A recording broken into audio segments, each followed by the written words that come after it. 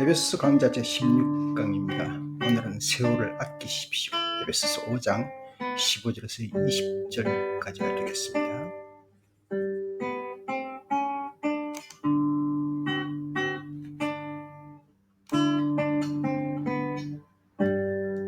그러므로 여러분은 어떻게 살아가야 할지를 살피십시오. 지혜롭지 못한 사람처럼 살지 말고 지혜로운 사람답게 살아야 합니다. 세월을 아끼십시오. 때가 갑니다. 그러므로 어리석은 자가 되지 말고 주님의 뜻이 무엇인지 깨달으십시오. 술에 취하지 마십시오. 거기에는 방탕이 따릅니다. 성령 충만함을 받으십시오. 시와 찬미와 신령한 노래로 서로 화답하며 여러분의 가슴으로 주님께 노래하며 찬송하십시오. 모든 일에 언제나 우리 주 예수 그리스도의 이름으로 하나님 아버지께 감사를 드리십시오. 오늘 본문의 말씀이 되겠습니다. 이제 다시 15절로 나아갑니다. 나가기 전에 한 랍비가 자기가 그 손목에 차고 있는 시계를 말이죠. 이렇게 늘 친구에게 보여주면서 시계 제일 밑에는 바로 밑에 이렇게 써놨습니다. 시간을 중요하게 여기자. 이렇게 써놨는데 친구에게 자꾸 보여주니까 그 친구가 그 뭐 당연한 얘기, 뭐 진부한 얘기를 나한테 얘기하느냐, 뭐 당연한 얘기지 이러니까 그런데 문제는 뭔가 하면은 미국에서는 자꾸 time is money라 그러는데 그 잘못된 말이야. 아주 잘못된 말이야. 만약에 시간과 돈이 같다고 하면은 그러면 그건 시간도 잘 모르는 사람이고 돈도 잘 모르는 사람이야. 돈이라는 것은 남에게 빌려 쓰기도 하고 또 저축하기도 하지만 시간은 남의 것을 빌릴 수도 없고 또 저축할 수도 없는 것이기 때문에 전혀 다른 것이야. 오히려 시간은 time is life라고 하는 게 맞아. 시간은 곧 생명이다. 그 말이 맞는 게 아니야? 그렇게 얘기를 했다고 합니다. 그러므로 여러분은 어떻게 살아야 할지를 살피십시오. 지혜롭지 못한 사람처럼 살지 말고 지혜로운 사람답게 살아야 합니다. 우리 모든 인생 전부가 시간을 통해서 살아가는 건데요. 시간을 두고 선택하고 결정하고 행동하는 건데 그런 의미에서 시간답게 살아라 하는 말씀이 되죠. 바울은 여기 그러므로라는 말을 사용하면서 이제 1절부터 14절까지요. 15절 이전이죠. 여기까지 내용을 지금에 연관해서 이어져 내려오고 있다는 것을 말합니다. 그것은 사랑을 입은 자녀, 빛의 자녀, 그 자녀는 지혜로운 삶을 살아야 한다. 그런 말씀이 되겠습니다. 반대로 이제 어둠의 열매에 참여하는 것은 지혜롭지 않는 삶을 말하는 것입니다. 그래서 내게 주어진 상황을 아무렇게나 살지 말고 잘 관찰하라. 그래서 이제 개역 성경에는 자세히 주의하여라고 표현되었습니다. 그 개역 성경의 표현이 아주 잘 되어 있습니다.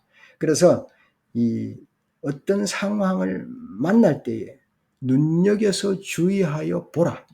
보고 거기에서 어떤 결정을 하라. 그것이 참 지혜로운 삶이고 그것이 바로 그리스도인의 삶이고 하나님의 자녀의 삶이 아닌가. 그렇게 말씀하고 있습니다. 16절은요. 세월을 아끼십시오. 그랬습니다. 세월을 아끼라. 이 세월이라고 말할 때에 항상 우리들은 시간 속에 살아가는 걸 말할 수가 있죠. 프랑스 시인 보들레르는 이런 말을 했죠. 우리들의 거의 모든 삶에 어리석은 호기심에 낭비되고 있다. 세상을 잘 아는 것 같아요. 여기 세월이라 하는 것은 말이죠. 단순한 그 일반적인 시간이 아니고 원어는 카이로스라고 해서 기회 혹은 적절한 기간이라는 그런 뜻을 가지고 있습니다.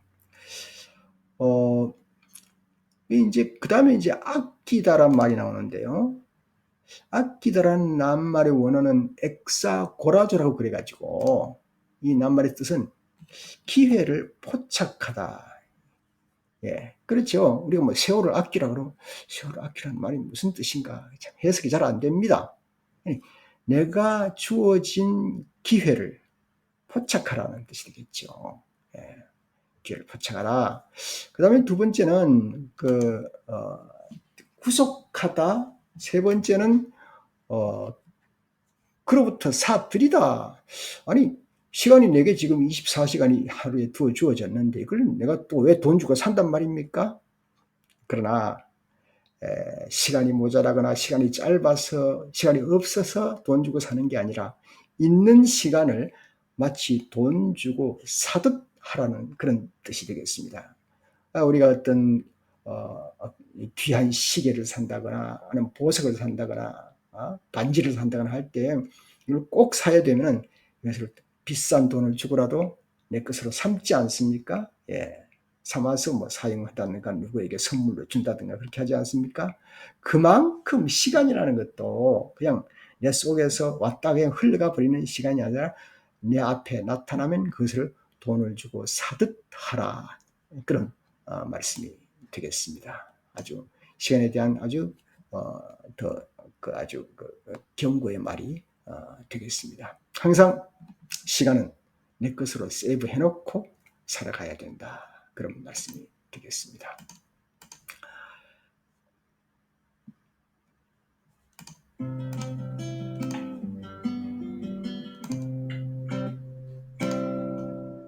네, 17절에 말이죠. 그러므로 어리석은 자가 되지 말고 주님의 뜻이 무엇인지 깨달으십시오.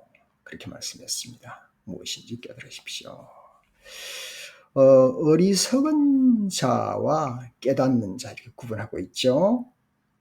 깨닫는단 말은 지각이 있다는 뜻이고 그리고 바로 이해한다는 말입니다. 나를 이해하고 상황을 이해하고 그리고 또 상대와의 관계가 있다면 상대방을 이해하는 그런 일이 필요한 것이겠죠. 어리석은 자는 나를 이해하지 못하고 상황을 이해하지 못하고 이 상황 속에서 굴러가는 어떤 상대방도 이해하지 못하는 그런 그러니까 지혜 부족인데요. 여기에서 이제 어리석은 자라고 하는 것은 말이죠. 지혜 없는 것보다 좀 더 강한 표현이 되겠습니다. 그것은 도덕적으로 우둔함이라 그렇게까지 표현해요. 도덕적으로 뭔지 전혀 구분이 안 되는 그런 상태를 말합니다. 뭐 우리들도 그럴 때 있죠. 예, 그럴 때 많습니다. 사물을 보고 바로 깨닫는 그냥 사물 속에 빠져들어가는 매몰되는 것이 아니라 내가 사건을 테이크하는 그런 삶을 우리에게 권하고 있습니다. 그래서 우리는 현명하게 순간순간 판단해야 한다 하는 그런 말이죠. 저도 뭐 이 공부를 이제 준비하고 여러분에게 나누면서 제 자신에게도 내가 이렇게 상황을 제대로 선택하는가, 상황을 제대로 사용하는가, 시간을 제대로 아끼고 쓰는가, 때때로 저도 자신이 반성이 됩니다. 예. 그러나 결국 이제 15절에서 16, 17, 18절에 보면은 이렇게 잘 구분을 해놓고 있죠. 구분을 제가 한번 좀 이렇게 적어 보았습니다. 예. 지혜롭지 못한 사람과 지혜로운 사람, 15절에 있죠. 세월을 흘려보내는 사람과 세월을 아끼는 사람, 16절에 있고요. 어리석은 사람과 주의 뜻을 잘 분별하는 사람, 17절에 있죠. 술에 취한 방탕한 사람과 성령 충만한 사람, 18절에 이렇게 구분을 해놨는데 이걸 제가 이제 쭉 정리하다 보니까 첫 번째 15절의 말씀은 생각하는 것입니다. 지혜롭지 못한 사람은 생각을 깊이 못하는 것 아닌가 그래 보여지고요. 그 다음에는 세월을 흘러보내는 사람은 아끼지 못하는 사람은 행동원으로 봅니다. 16절에 있는 말씀이요. 예. 두 번째는 어리석은 사람 주의 뜻을 분별을 못하는 것은 행동2로 봤어요. 제가. 그 다음에는 술에 취한 방탕한 사람 행동3 세 번째로 보는데요. 이것이 점차적으로 시간이 흘러가면서요. 나 자신의 생각에서 그 다음에는 점차로 상대방에게 더 나아가서는 많은 사람에게 영향력이 점점 미쳐가는 그런 상태의 영향이. 그러니까 말이죠. 사실은 내 한 사람의 결정이 때로는 내 자신에게 불리하지만 시간이 흘러가면서 많은 사람에게 불리하게 작용할 수도 있다는 사실입니다. 그것이 이제 지도자일 때 더 또 그것이 종교 지도자든 정치 지도자든 아니면 어떤 사업체 지도자든 더 지도자일수록 더 영향력이 많이 파급된다는 것은 우리가 짐작할 수가 있지 않겠습니까?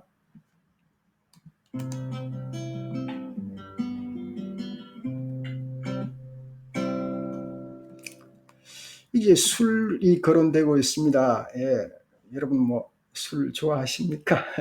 제 이 강의 들으시는 분은 뭐 그렇게 술을 좋아하시는 분은 없을 것 같은데 술 취하지 마십시오. 거기에는 방탕이 따릅니다. 성령 충만을 받으십시오. 그랬습니다. 술이라는 것은 말이죠.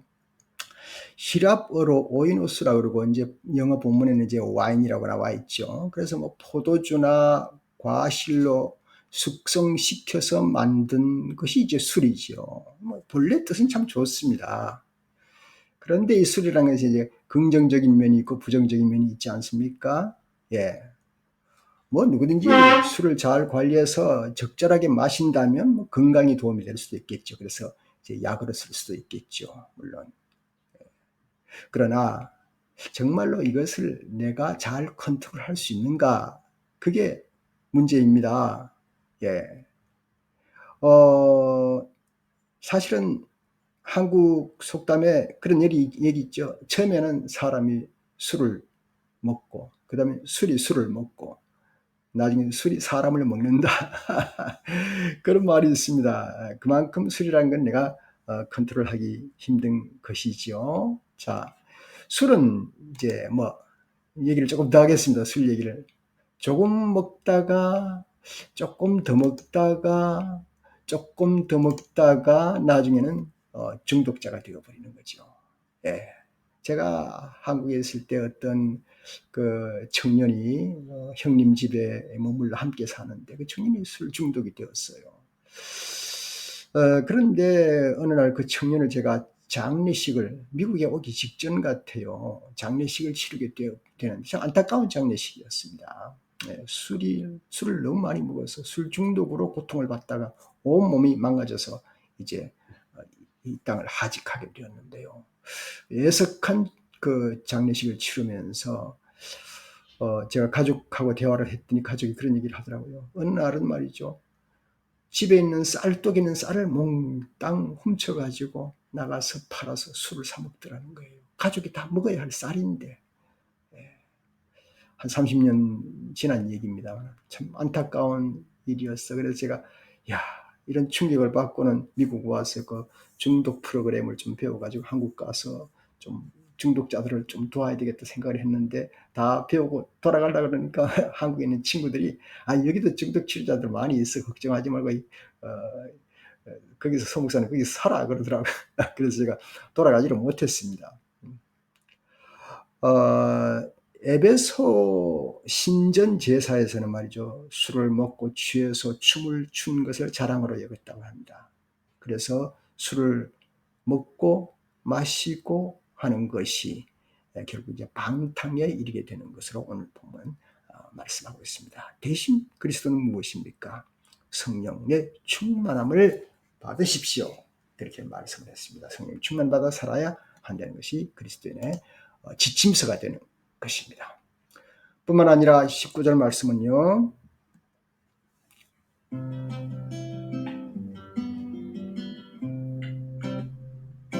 시와 찬미와 신령한 노래로 서로 화답하며 여러분의 가슴으로 주님께 노래하며 찬송하십시오.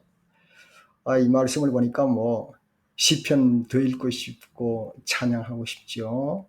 노래 부르고 싶고 기타 치며 피아노 치면서 악기를 연주하면서 찬양하면 얼마나 좋겠어요. 저도 시간이 좀 모자라요, 왠지. 예. 술 취함은 무질서와 방탕으로 나아가지만 우리가 주님을 사랑한다면 성령 충만을 받아서 절제하고 거룩한 행실로 아름다운 결실을 낳는데 그 중에 하나가 우리가 찬양하고 또 찬송하고 노래로 하나님께 드리고 화답하는 그러한 삶을 우리에게 권면하고 있습니다. 마지막 20절을 보겠습니다. 20절은 모든 일에 언제나 우리 주 예수 그리스도의 이름으로 하나님 아버지께 감사를 드리십시오. 16절 말씀에 세월을 아끼라고 말씀했지만 20절에는 모든 일에 그랬습니다. 그러니까 이제 결국 시간만 얘기한 게 아니라 그 시간이 소요되는 모든 일 말하는 거죠. 모든 시간은 의미가 있다. 그렇게 볼 수가 있죠. 조금 전에 제가 크로노스와 그 카이로스를 잠깐 언급했습니다만은 그 크로노스는 흘러가는 시간을 말하는 것입니다. 이것이 이제 해가 뜨고 지는 것과 지구의 공전과 자전을 가져오는 것과 뭐 이런 보통 시간을 말하는 것이고, 이것이 이제 때로는 역사 기록으로 남기도 합니다만은 우리 그리스도인들은 카이로스를 살아갑니다. 오늘 16절의 세월이라는 뜻의 원어는 카이로스입니다.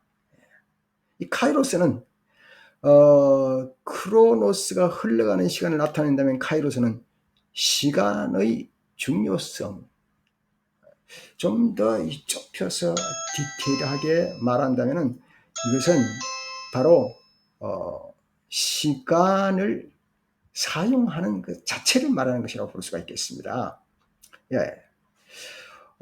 흘러가는 시간 속에서 객관적인 시간이 아니라 독자적인 어떤 사건을 일으키는 시간인데요. 이 땅에서 사건을 일으키는 시간이 가장 최고봉이 되는 것이 무엇입니까? 예, 여러분이 짐작하실 것입니다. 예수 그리스도의 죽으심입니다. 죽으심과 부활이 이 땅에서, 이 지구상에서 역사 속에서 가장 중요한 사건을 일으키는 시간이니까 이런 사건을 일으키는 최고봉의 카이로스 같은 시간을 우리가 흡수하는 겁니다. 말이 조금 철학적인 표현이 될지도 모르겠습니다만 그 예수 그리스도의 죽으심으로 말미암아 우리는 영혼을 얻습니다. 시간 속에 사는 사람이 영혼을 가지게 되는 것이죠. 그런데 그 영혼을 가지는 것이 바로 그냥 영혼이 아니고 예수 그리스도 안에 속한 영혼을 우리가 얻게 되지 않습니까? 그래서 이 카이로스는 바로 내 자신의 존재가 그리스도 안에 속해 있다는 것을 내가 받아들이고 내가 그리스도와 함께 뭔가를 체득하는, 체험하는 시간이라고 볼 수가 있겠습니다. 그래서 여러분 신앙생활이 체험의 신앙이라고 그러지 않습니까? 예수 그리스도를 체험하고 나면은 바로 내가 그 사건 속에 내가 모든 인생을 바치는 겁니다. 바치게 되죠. 뭐 꼭 무슨 목회자가 된다, 뭐 선교사가 된다고 아니라도 예수 그리스도를 만나고 그 안에서 복음의 참 뜻을 발견하고 내가 구속의 사람으로 결정되는 순간 나는 모든 시간이 다 당신의 시간입니다. 내 시간이 없는 거지요. 이것이 바로 진정한 카이로스가 아닌가, 그렇게 볼 수가 있습니다. 예, 우리들에게 있어서 지나간 시간은 다시 오지 않습니다. 동시에 그리스도의 재림도 아직도 출현하지 않았습니다. 그러나 예수 그리스도께서 죽으시고 재림하시겠다고 약속하는 그 약속한 사이 시간, 그 사이 시간에 우리가 살지 않습니까? 그 사이 시간은 이미 벌써 재림한 시간이나 다름없이 가치 있는 시간이 되는 것입니다. 주님은 아직 재림하지 않았지만 재림을 확실히 믿는다면 믿는 그 순간에 또 재림의 시간 안에 존재하고 있다, 이렇게 볼 수가 있겠습니다. 그래서 믿는 자는 영원한 현재를 가지고 있는 것입니다.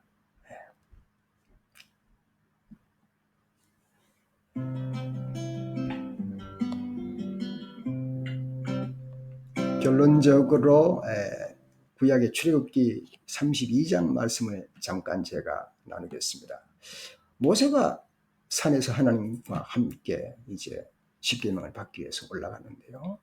히브리 백성은 그때에 금송아지를 중심에 두고 춤을 추었습니다. 그것을 모세가 내려와서 보았지요. 모세는 여러 날 동안 거룩함 속에서 하나님과의 관계 속에서 하나님으로부터 이 백성이 살아야 할 계명을 받는 순간인데, 그런데 백성들의 현장은 그때의 참 암울한 현장이었습니다. 다시 말해서 거의 같은 시간 같은 장소에서 다른 행동이 이루어지게 된 것이 아니겠습니까? 모세가 하나님 말씀을 듣는 순간, 하나님으로부터 계명을 받는 순간 형 아론은 백성들의 말을 들었습니다. 모세가 어디 갔느냐? 지도자가 어디 갔느냐? 오지 않는다. 우리가 여기서 금송아지를 만들어서 섬기자. 그렇게 말을 하지 않습니까? 이 아론은 그냥 백성들의 말을 듣는 것만이 아니고 귀를 기울였습니다. 귀를 기울였습니다. 똑같은 장소는 아닐지라도 비슷한 장소에서 비슷한 시간을 두고 두 사람의 선택은 달랐습니다. 모세는 하나님의 계시에, 아론은 강물처럼 떠내려가고 휩쓸려가는 사람들의 여론에 빠졌습니다. 자, 저와 여러분은 오늘을 살아가는데요. 우리는 그리스도인이라 일컫는 사람으로 살아가는데 많은 소리를 듣습니다. 많은 사건을 접합니다. 이론과 변론과 여론이 우리를 항상 몰고 갑니다. 그러나 많은 말들 속에 우리는 하나님의 세미한 음성을 듣기 위해서 방해를 물리치고 방해받지 말아야 하지 않겠습니까? 인생 저변에 향방 없이 흔들리는 소용돌이에 휩쓸릴 것이 아니라 말씀을 펴고 하나님의 신비한 영감으로 체득하여 성령의 음성에 귀를 기울여 산다면 그것이 바로 귀한 믿음의 삶이고, 또 한 걸음 더 나가서 우리의 삶에 있어서 우리의 신앙의 선조들이 살았던 그 삶을 우리가 살아간다면 우리는 아름답고 복된 삶이라고 볼 수가 있겠습니다. 도스토옙스키는 카라마조프의 형제들이란 그 긴 소설을 쓴 다음에 자신의 작품을 두고 돌아보면서 이런 말을 했습니다. 오늘날에도 사회를 바로잡고 범죄자를 변화시켜 새 사람이 되게 하는 것이 있다면 우리 양심에 나타나는 그리스도의 말씀뿐이다. 그렇게 말을 했습니다.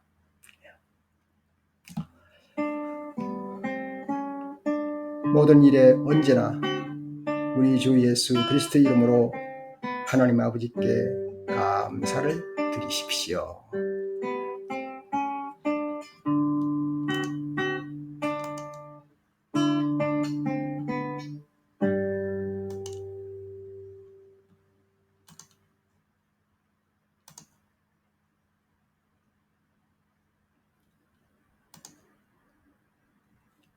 감사합니다. 에베소 강좌 오늘 제 16강을 모두 마치겠습니다. 다음 17강에서 여러분 뵙도록 하겠습니다. 안녕히 계세요.